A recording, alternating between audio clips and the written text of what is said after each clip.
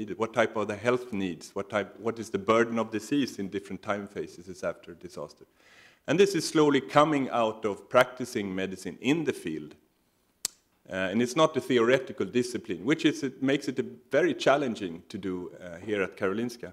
And as was said in the beginning, Hans Rosling, who's speaking in the room next door, he's been extremely inspiring in helping out, in paving the road a bit, you can say, to this, to opening up. But also the funding from the National Board of Health and Welfare that has been, since almost 10 years, helped to finance to start up research, because just as was said with the previous presenter, there's no research being done in this area, basically. We are a few people around at a handful of universities in the world that are trying to work on this.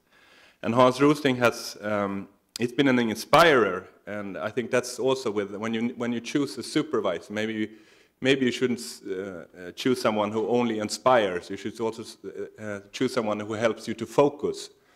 And I cannot accuse Hans for helping me to focus. He's been an inspiring, but focusing has been a difficult part of his supervision. But again, it was said in the previous presentation, has anybody tried to stop you from doing what you're trying to do? Not really, but I haven't at all felt that I had some sort of recognition at KEA for what I'm doing. And at times, of course, that is not... you can get sort of a bit sad about that. And at one time I told Hans that, well, look, I'm trying to do this, and everybody just complains that the money you don't get, that you get is not really in competitive grants, and that your impact points are not, so they criticized me for that. And then Hans looked at me and said, well, what do you expect? Do you expect them to roll out the carpet? What? You have to be happy as long as they don't arrest you when you come to work. As long as they don't put handcuffs on you when you arrive in your room. And that, I think, has been very helpful to think in those ways. Because sometimes we tend to look for recognition in whatever we do.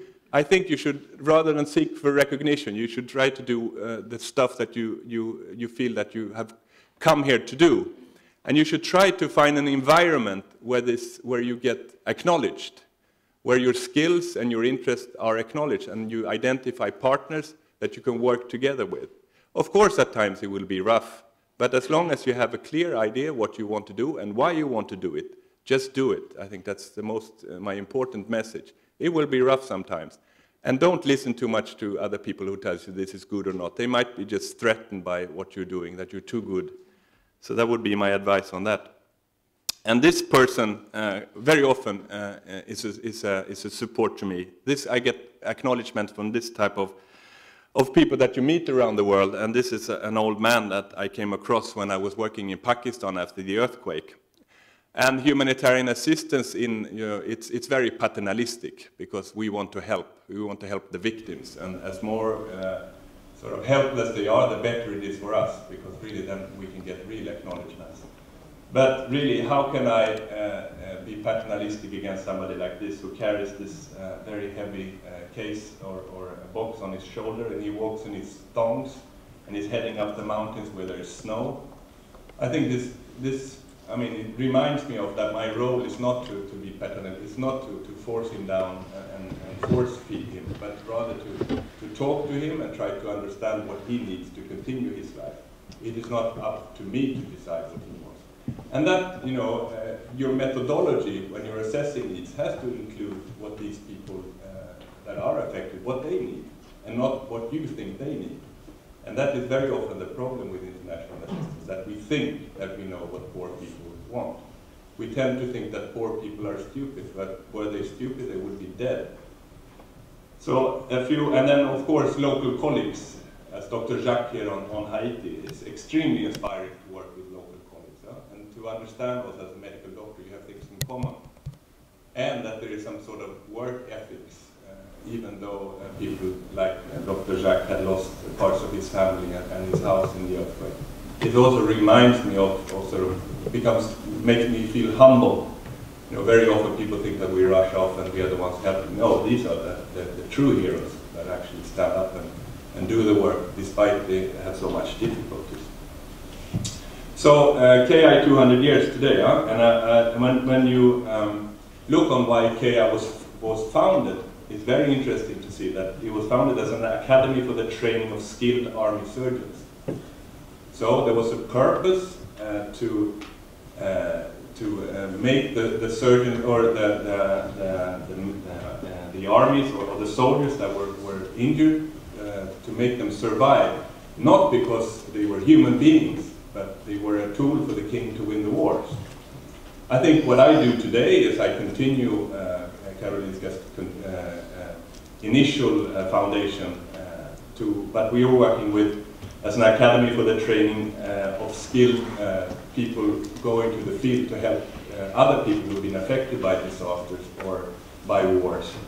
And it's very interesting to continue that path. But the problem is that I feel very much that this initial scope has a bit disappeared. So what is the role of KI today? Is research a mean or is it a goal? I think for me very much it's a mean for something else, but I feel that it has become very much of a goal in itself, even though it might not lead to anything. And I would challenge a bit that the main goal for Karolinska should be to get maximum scientific impact points. I think that Karolinska's role should be to get maximum human impact. Thank you very much.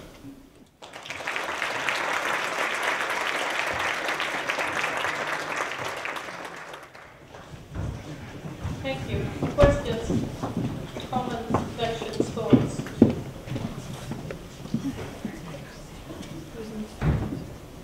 Yes? I can imagine that the kind of work you do and all the needs that you find in the world and work help people. Sometimes you get frustrated about the conditions that are creating these needs. With all the experience you have, I guess you have had some insight and thoughts about things like international politics. So we're curious about that. What kind of impact Well, if you look on humanitarian assistance, it has increased dramatically over the years, and we have much more information now than we did 20 years ago. Within minutes, you can, in your iPhone, have a SMS about an earthquake anywhere in the world, which again sort of puts assistance in the forefront. So what is your moral responsibility for an earthquake in Haiti? And I think we struggle a lot with that as civilians in Sweden, because helping is also to be active. We would like to do something very active. I think what you say about the political consequence, obviously there are, I mean, with WikiLeaks or whatever we can know today that politics is at in the front seat of the problems in the world today. And again, I guess you can get very frustrated immediately that try to understand that a lot of the problems that we try to solve are actually the causes of political failures. But this is something I guess we have to live with. But I think from MSF's point of view and also from my own point of view is that you need to address these things. You need to talk about it loud. I don't think there is any role for silent, the Barmhetian's summary that in silence tries to help the wounded. No, you need to scream and shout while you do it. And you need to point fingers at those who are responsible for it. So that's definitely something that should be done. Another question? Yes?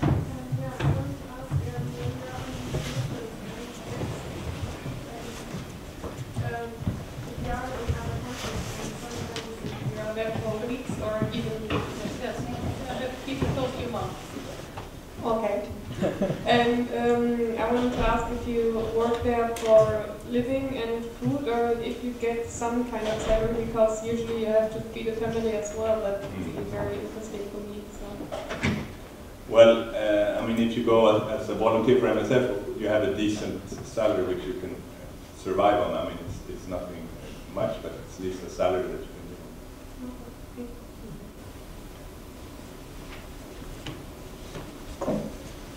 Okay. Thank you very much.